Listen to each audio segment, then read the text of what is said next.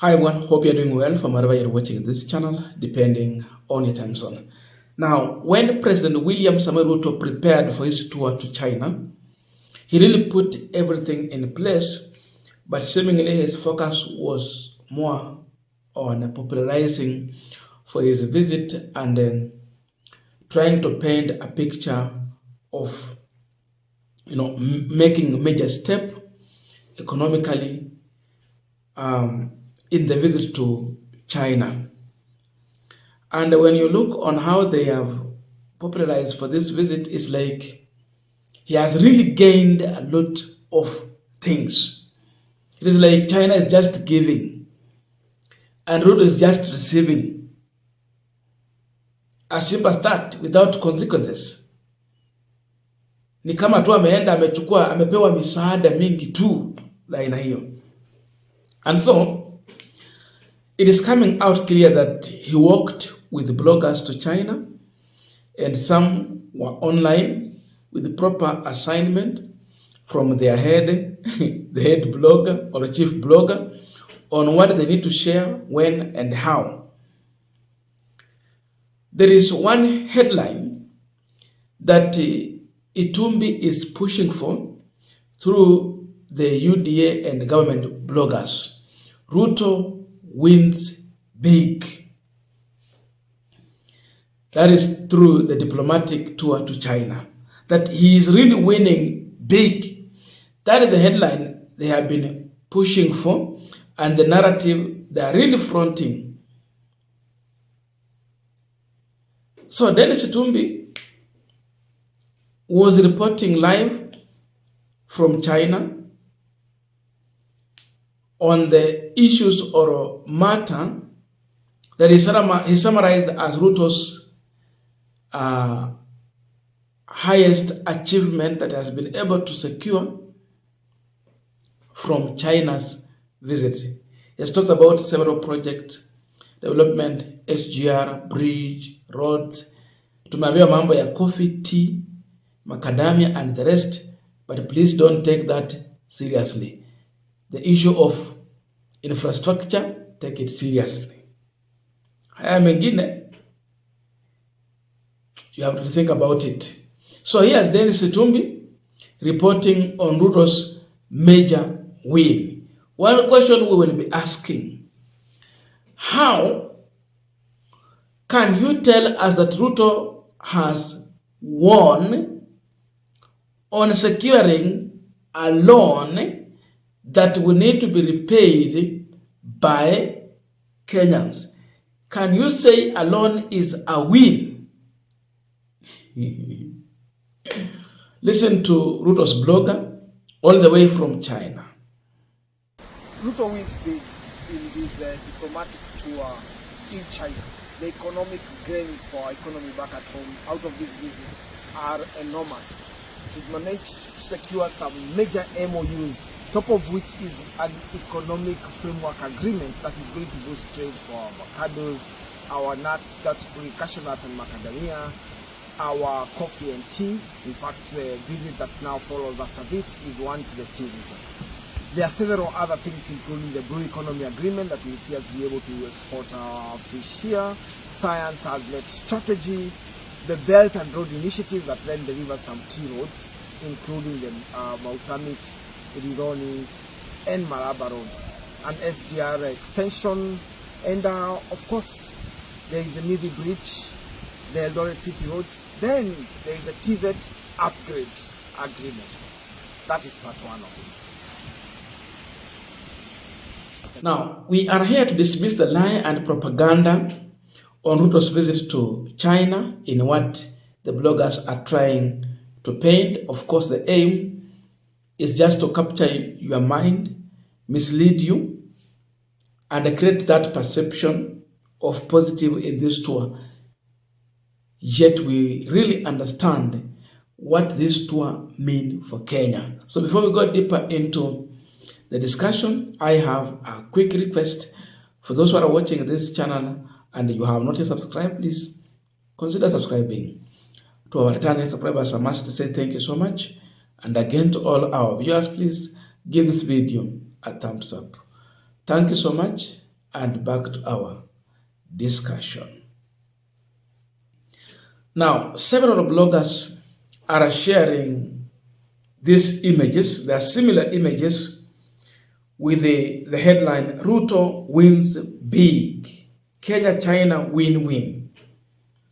There are several images, and you can see Ruto smiling about the visit and what has been able to acquire from China. Of course, the originator of this post is Dennis Itumbi, and the assignment is to the government or UDA bloggers who are really spreading it to show the positive side of Ruto's visit to China. At first place, Ruto told us that if he becomes the president, we will not be on a borrowing spree. Instead, we will make our own money to avoid this troubled money. So he's doing the opposite. I already shared the video.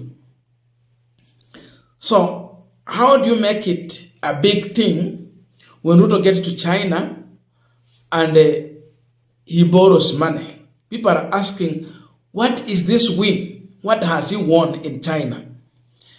Was he being given aid or this is loan?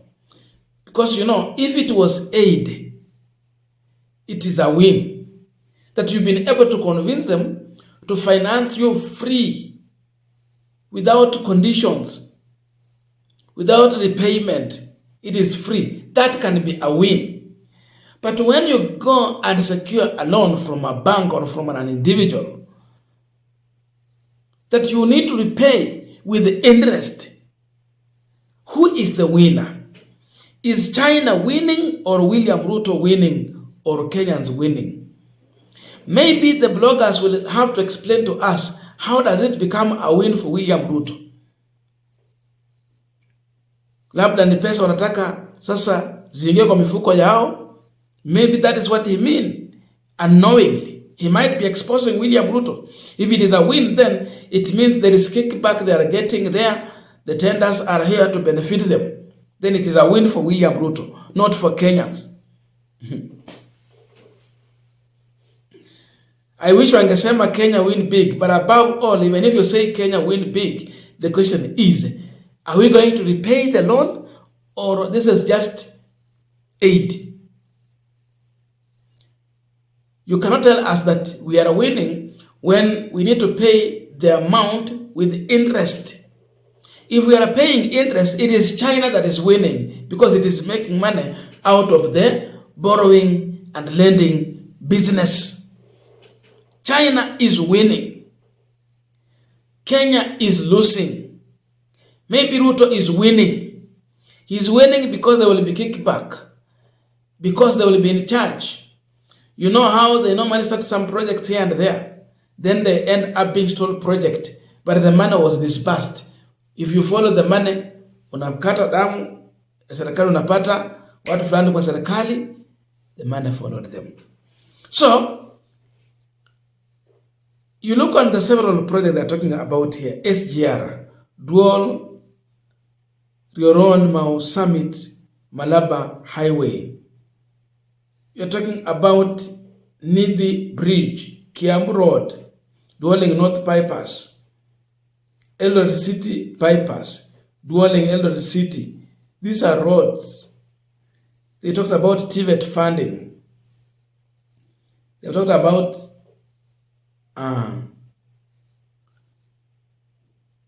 funds for rural roads. So that is the discussion here. Wanatuambia win 1, win 2, win 3 with all those images. Swali moja tunataka tuulize Dennis Itumbi na watu wote ambao wametembea na William Ruto. Mnatuletea misaada ama mnatuletea madeni?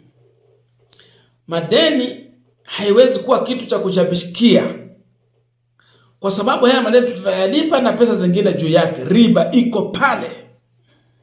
As long as tunalipa riba, sio kitu cha kushabikia. Ndio imetuokolea kufanya mradi fulani na tuseme madeni ni mabaya.